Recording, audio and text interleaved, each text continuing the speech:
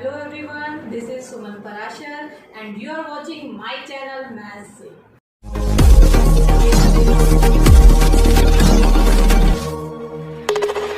Hello students, आज से हम स्टार्ट करने जा रहे हैं new chapter 7 triangles. So let's start. Chapter 7 triangles. यहाँ हम पढ़ेंगे ट्राइंगल्स की कॉन्ग्रुएंसी के बारे में, पर सबसे पहले आपको मालूम होना चाहिए कि कॉन्ग्रुएंट वर्ड का मीनिंग क्या होता है। कॉन्ग्रुएंट वर्ड जो है इसका मीनिंग होता है इक्वल इन ऑल रिस्पेक्ट, जैसे साइज और शेप। यहाँ हमने दो सर्कल बनाए हैं, ये दो सर्कल्स हैं जिनकी रेडियस इक्वल है, तो हम बोल सकते हैं कि ये दोनों सर्कल कॉन्ग्रुएंट हैं। शेप दोनों की सर्कल है और साइज भी दोनों का सेम है। सेकेंड फिगर में मैंने बनाए हैं दो स्क्वेयर्स, दोनों स्क्वेयर्स में साइड्स इक्वल हैं, जैसे ए बी सी डी, और इसको ले लेते हैं P Q R S. A B और पी क्यू इक्वल हैं, शेप भी दोनों की एक ही है, दोनों शेप में सेम है, दोनों स्क्वायर हैं, साइड्स इक्वल हैं, तो ये दो फिगर्स भी कॉन्ग्रुएंट फिगर्स हुई। तो अब आ जाते हैं ट्राइंगल, जो हमारा मेन टॉपिक है। ट्राइंगल्स में भी दो ट्राइंगल्स को आप कॉन्ग्रुएंट बोल सकते हैं जब उनकी साइड्स आपस में इक्वल होती हैं। जैसे यहाँ पे मैंने ए बी साइड पे एक मार्क किया है और यहाँ डी ई पे एक मार्क किया है। इट मीन्स कि ए बी सी ट्राइंगल की ए बी साइड और डी ई एफ ट्राइंगल की डी ई साइड आपस में इक्वल हैं। इसी तरह से दूसरी साइड ए सी और इसकी दूसरी साइड डी एफ, ये भी आपस में इक्वल है। थर्ड साइड बी सी और ई एफ, ये भी आपस में इक्वल है। तीनों साइड्स आपस में इक्वल हैं, तो दोनों ट्राइंगल, क्योंकि शेप दोनों की सेम है, ट्राइंगल्स हैं, तो दोनों ट्राइंगल्स को हम बोलेंगे कॉन्ग्रुएंट ट्राइंगल्स। अब देखिए, जैसे हमने यहाँ पे साइड्स इक्वल रखी हैं, हम अब पॉइंट्स के बारे में क्या बोलेंगे। देखिए, ए पॉइंट और डी पॉइंट, हम बीच में ऐसे एरो लगाते हैं। ए पॉइंट डी पॉइंट के कॉरेस्पॉन्डिंग है, इसी तरह से बी पॉइंट ई पॉइंट के कॉरेस्पॉन्डिंग है, और आपका सी पॉइंट, थर्ड पॉइंट, इसके थर्ड पॉइंट एफ के कॉरेस्पॉन्डिंग है। ए बी सी और डी ई एफ, और लिखते भी हम ऐसे ही है, ट्राइंगल का साइन बनाते हैं। Triangle A B C, congruent का साइन इक्वल्स टू के ऊपर ऐसे आप जिगजैग सा साइन बनाएंगे, और साथ में लिखेंगे दूसरी ट्राइंगल डी ई एफ। तो इसको कैसे पढ़ेंगे, triangle A B C is congruent to triangle D E F. और यहाँ पे हमने देखा कि तीनों की साइड्स आपस में इक्वल है, तो इस कॉन्ग्रुएंसी को आप बोलते हैं S S S congruency rule. अब आप एक चीज और यहाँ पे नोट करेंगे कि अगर दो ट्राइंगल्स एक बार हम कॉन्ग्रुएंट प्रूव कर दें, तो उसके बाद हम बोल सकते हैं कि उसके रिमेनिंग पार्ट्स इक्वल होते हैं। अब यहाँ रिमेनिंग पार्ट्स में आ गए उसके एंगल्स, तो आप बोलेंगे एंगल ए एंगल डी के इक्वल हो गया, इसी तरह से एंगल बी एंगल ई के इक्वल हो गया, और थर्ड एंगल है एंगल सी, वो होगा एंगल एफ के इक्वल। पर ये आप कब बोल सकते हैं, जब ट्राइंगल्स कॉन्ग्रुएंट हो चुकी हैं, और इस प्रॉपर्टी को आप बोलते हैं सीपीसीटी। सीपीसीटी और सीपीसीटी की फुल फॉर्म होती है corresponding parts of congruent triangles. अब हम स्टार्ट करते हैं criteria for congruence of triangles, कि आपको दो ट्राइंगल्स को कॉन्ग्रुएंट प्रूव करना है, तो आप कौन कौन से क्राइटेरिया को यूज करेंगे। तो पहला क्राइटेरिया एक एक्सिम से हमें मिला है, मींस आपको इसे प्रूव नहीं करना है, ये एक्सिम है। एक्सिम एक ऐसी स्टेटमेंट होती है जिसको हम यूज कर सकते हैं विदाउट प्रूविंग। तो पहला है SAS कॉन्ग्रुएंस रूल। ये रूल क्या कहता है, देखिए, टू ट्राइंगल्स आर कॉन्ग्रुएंट।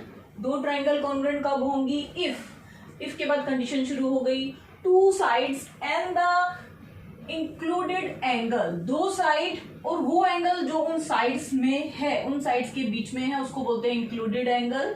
और one triangle are equal to two sides and the included angle of other two triangles. अब इंक्लूडेड एंगल यहाँ बार बार आ रहा है, पहले मैं ये एक्सप्लेन करूंगी। देखिए, अगर A B side of one triangle is equals to P Q side of another triangle, B C side of again triangle A B C is equals to the QR side of other triangle, then the included angle will be this angle B and here this angle Q.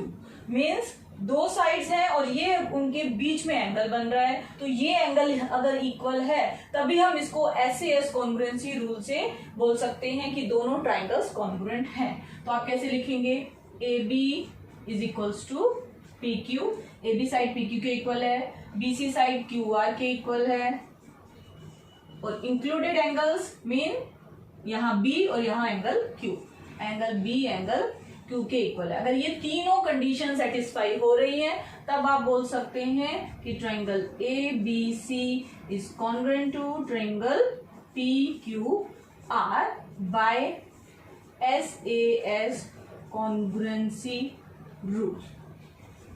तो ये हुआ आपका first rule.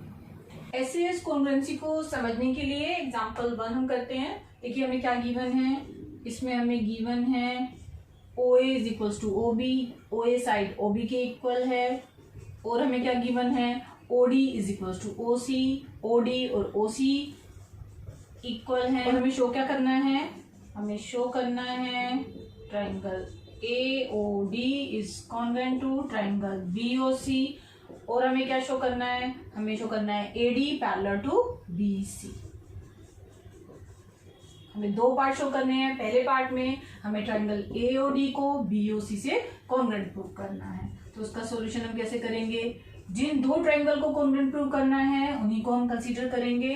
तो in triangle AOD and triangle BOC, अब हम यहाँ पे लगाने वाले हैं SAS कॉन्ग्रुएंसी, तो हमें तीनों कंडीशन फुलफिल होनी चाहिए यहाँ। तो पहली कंडीशन आप देखिए OA is equals to OB, तो आप लिखेंगे OA is equals to OB, आपको गिवन है। फिर हमें चाहिए दूसरी साइड जो है OD is equals to OC, OD is equals to OC, ये भी हमें गिवन है। अब हमें चाहिए included angle. Included angle means कि ये जो दो साइड्स हैं, ये साइड और ये साइड जो हमारी इक्वल साइड्स हैं, उनके बीच का एंगल भी इक्वल होना चाहिए। तो ये एंगल कौन सा है, एंगल AOD, और ये एंगल है BOC। और ये दोनों एंगल क्यों इक्वल है, क्योंकि AB और CD दो इंटरसेक्टिंग लाइन है, और इंटरसेक्टिंग लाइंस में बनते हैं वर्टिकली अपोजिट एंगल, और वो एंगल होते हैं इक्वल। तो यहां से आपको मिल गया angle AOD is equal to angle BOC। तो ये कौन से एंगल मिल गए हमें, वर्टिकली अपोजिट एंगल। मीन्स आप बोल सकते हैं कि टू साइड्स और इंक्लूडेड एंगल इक्वल हैं। तो ये आपको कौन सी कॉन्ग्रुएंसी मिली, बाय SAS कॉन्ग्रुएंसी रूल। आप बोल सकते हैं triangle AOD is congruent to triangle BOC। दोनों ट्राइंगल कॉन्ग्रुएंट प्रूव हो गई, हमारा फर्स्ट पार्ट भी प्रूव हो गया। सेकेंड पार्ट के लिए ये हुआ फर्स्ट प्रूव्ड। सेकेंड पार्ट के लिए देखिए आपको प्रूव करना है AD पैरेलल टू BC, ये AD लाइन और ये BC लाइन। तो देखिए दो ट्राइंगल अगर कॉन्ग्रुएंट हो जाती हैं तो उनके रिमेनिंग पार्ट्स भी इक्वल होते हैं। तो यहां से आप बोल सकते हैं angle OAD is equal to angle OBC, angle OAD is equal to angle OBC। ये दोनों एंगल क्यों इक्वल है, CPCT। एंगल OAD और OBC ये कौन से एंगल हैं, देखिए ये दो साइड्स हैं और ये एक ट्रांसवर्सल इनको कट कर रहा है, और ये दो एंगल इक्वल हैं। ये दो एंगल है अल्टरनेट इंटीरियर एंगल। अगर अल्टरनेट इंटीरियर एंगल इक्वल होते हैं तो साइड्स पैरेलल होती हैं। आपने लाइन एंड एंगल चैप्टर में ये पढ़ा हुआ है, तो वो हम यहाँ यूज करेंगे। तो आप लिखेंगे these are alternate interior angles, और अगर ऑल्टरनेट इंटीरियर एंगल्स हैं और इक्वल भी हैं तो साइड्स क्या हो जाती हैं, पैरेलल। तो इसका मतलब है side AD parallel to BC। तो यहां से आपका सेकंड पार्ट भी प्रूव हो गया, तो आप लिखेंगे hence proved. Example 2, AB is a line segment. AB एक लाइन सेगमेंट है। Line L is it's perpendicular bisector. यहाँ दो वर्ड यूज हो रहे हैं, पहला परपेंडिकुलर और दूसरा बाइसेक्टर। मींस ये जो लाइन है L, ये AB के ऊपर परपेंडिकुलर भी है, मींस ये एंगल 90 है, इधर भी 90 होगा, और बाइसेक्टर भी है AB का। बाइसेक्टर का मतलब क्या है कि ये L लाइन AB को टू इक्वल हाफ्स में डिवाइड भी कर रही है। तो गिवन में आप क्या लिखेंगे, गिवन में आप लिखेंगे AB is a line segment, angle PCB और एंगल PCA 90 डिग्री का है, ये हमने गिवन में लिखा। और ये बाइसेक्टर है तो इसको भी हम लिखेंगे AC is equals to BC, ये भी हमने गिवन में लिख लिया। ठीक है, तो ये बात हो गई। यहाँ आगे देखो, if P is a point lies on line L, ये आपकी L लाइन है और इस पे ये पॉइंट P है। शो दैट, अब यहां से आपको प्रूव क्या करना है, P is equi distant from A and B। Equi distant का मतलब होता है कि P का इक्वल डिस्टेंस होना चाहिए A से B और B से B। तो P का A से डिस्टेंस क्या है, PA, और P का B से डिस्टेंस क्या है, PB। तो आपको शो क्या करना है, आपको शो करना है PA is equals to PB। अब ये सारा मैथमेटिकल लैंग्वेज में चेंज हो गया, तो अब हमें शो करना है PA PB। तो कैसे करेंगे, फिर से कंस्ट्रक्शन यहाँ कर लेते हैं, ज्वाइन कर लेते हैं PA और PB को। Join PA and PB, join करने के बाद ये ट्राइंगल जैसी दिखेंगी। ये PA ज्वाइन हुआ और ये PB ज्वाइन हुआ। अब प्रूफ में हम दोनों ट्राइंगल कंसीडर करेंगे, एक है ट्राइंगल PAC और दूसरी है PBC। अब देखिए, जो जो गिवन में है हम उसका यूज कर लेते हैं। हमें क्या क्या गिवन है, हमें गिवन है AC is equals to BC, तो पहले ये लिख लेते हैं AC is equals to BC, ये हमने गिवन से उठाया। और हमें क्या गिवन है, ये देखिए PC जो साइड है, ये साइड, ये लेफ्ट वाले ट्राइंगल में भी आ रही है, राइट वाले में भी आ रही है, तो ये कॉमन हो गई दोनों ट्राइंगल्स के लिए। तो PC is equals to PC, ये कॉमन साइड मिल गई हमें।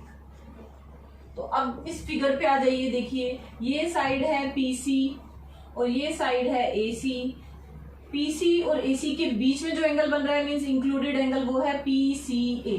इसी तरह से यहाँ PC और BC साइड्स के बीच में जो एंगल बन रहा है वो है PCB। और ये दोनों एंगल भी हमें इक्वल गिवन है क्योंकि ये 90-90 के हैं। तो आपको थर्ड कंडीशन भी मिल गई एंगल वाली, तो आप बोलेंगे angle PCA is equals to angle PCB, ये भी 90 डिग्री के हैं। तो यहाँ हमें क्या मिल गया, SAS।